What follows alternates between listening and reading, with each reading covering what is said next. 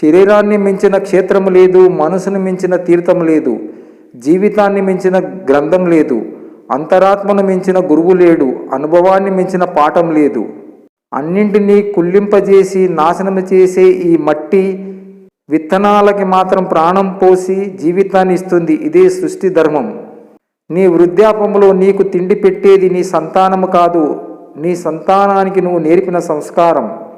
కనిపించడు కదా అని కరుణించడు అనుకోకు. నమ్మగలిగితే వెనుక ఉండి నడిపేదంతా వాడే, నమ్ముకుంటే ముందుండి నడిపించిందంతా శివయ్యే. పూర్వం క్రికెట్ బాల్ కొనడానికి 22 మంది డబ్బులు పోగు చేసుకొని కొనేవాళ్ళం. ఇప్పుడు బాల్ ఎంత అయినా ఒక్కడే కొని తెచ్చే స్తోమత ఉంది. కానీ 22 మంది మళ్ళీ కలవడం కష్టంగా ఉంది. శత్రువులను వదిలించుకోవాలంటే వాళ్ళను స్నేహితులుగా చేసుకోవడమే మంచి మార్గం. జీవితంలో చాలాసార్లు క్రింద పడుతుంటాం, పైకి లేస్తుంటాం. కానీ కొన్నిసార్లు ఎవరైనా వచ్చి సాయం చేయకపోతారా అని ఎదురు చూస్తూ ఉంటాం. ఎవరూ రాలేదని ఆందోళన చెందుతాం. చివరికి మనమే లేచి నిలబడి పరిగెత్తుతాం. ఇది అర్థం చేసుకుంటే సమస్య నిన్ను బాధించదు.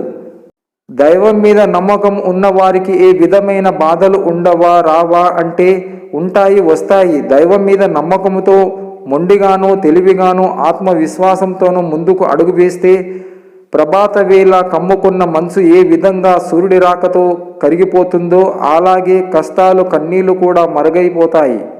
సంకల్ప బలముతో, దైవం యొక్క సహకారంతో. సాయం చిన్నదైనా అమూల్యమైనదే సరైన సమయంలో చేస్తే. శంకర తండ్రి, నన్ను భారం అనుకునే వాళ్ళకి నన్ను దగ్గర చెయ్యకు, నన్ను కావాలి అనుకునే వారికి నన్ను ఎప్పటికీ దూరం చెయ్యకు.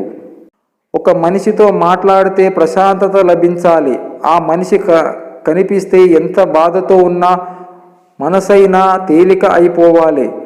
ఆ మనిషి చెప్పే విషయాలు వింటుంటే అజ్ఞానం తొలగిపోవాలి. అలాంటి వ్యక్తి మీ ఆత్మబంధువు. అలాంటి వారిని గుర్తుపట్టండి, జీవితంలో వదలకండి. గుప్పెడు అన్నం కుక్కకి పెడితే విశ్వాసం చూపిస్తుంది. కానీ మనిషికి మనం ఎంత సాయం చేసినా అవసరం తీరగానే మనం ఎవరో కూడా తెలియనట్టు ప్రవర్తిస్తాడు. ఇక్కడ ఎవరి జీవితానికి వాళ్ళే న్యాయం చేసుకోలేరు. అదే పక్కోడి జీవితానికి జడ్జిమెంట్ చెప్పమంటే ప్రతివాడు లాయరే. ఒక చినుకు దాహం తీర్చదు, కుండపోత కురవాలి. ఒక గింజ కడుపు నింపదు, పంట పండాలి.